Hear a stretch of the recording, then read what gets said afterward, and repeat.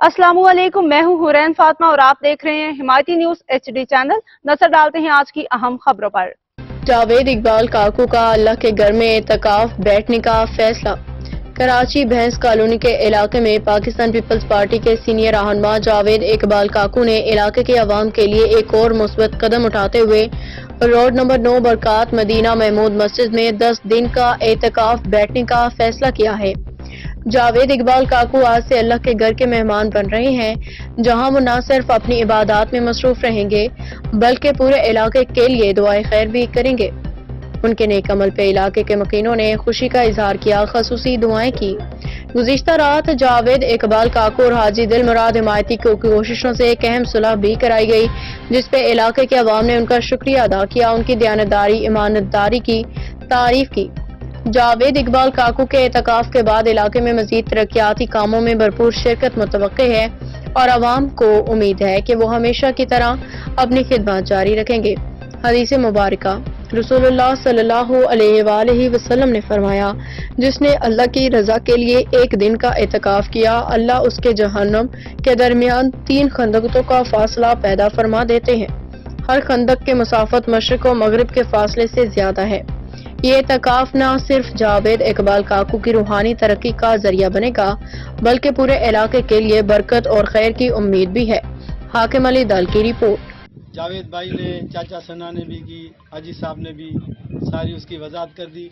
मैं सिर्फ एक बात ये कहना चाहूँगा कि मेरे पे, जावेद पे, जो हमारी टीम पे खरल बरादरी ने जो हमारे पे एहसान किया है, मैं तो अपनी ज़िंदगी में भूल नहीं सकता। मुझे खरीद कर दिया। मैं तो बोलता हूँ मेरी जान भी इनके लिए हाजिर है। अल्लाह इनको इज्जत दे। पहले दिन से ही जो ये तीनों भाई हर टाइम, और ख़ास करके हमारे वो बेटे भी हैं, छोटे भाई भी हैं जुबैर, अल्लाह उनको इज्जत दे। जो हमारी इन लोगों ने इज्जत रखी है, हम तो दिन रात इनके दुआगो रहेंगे। अल्लाह पाक इनको इज्जत दे, तरक्की दे, परवरदिगार आलम इनको मुआशरे में और भी इज्जत दे, क्योंकि ये इज्जत वाले लोग हैं।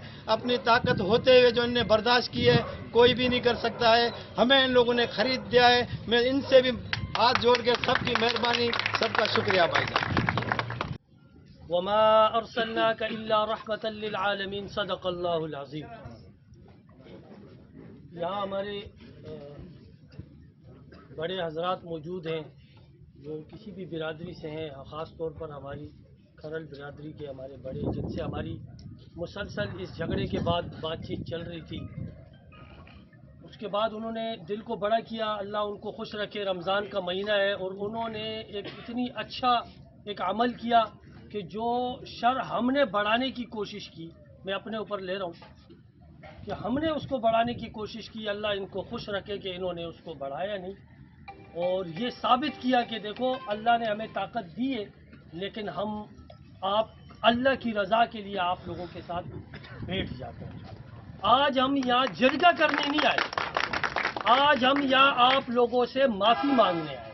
यहाँ कोई जरगा नहीं हो रहा, ना कोई हमने ये बात रखनी है कि कोई गलत या सही। हम आपके घर चल के आए।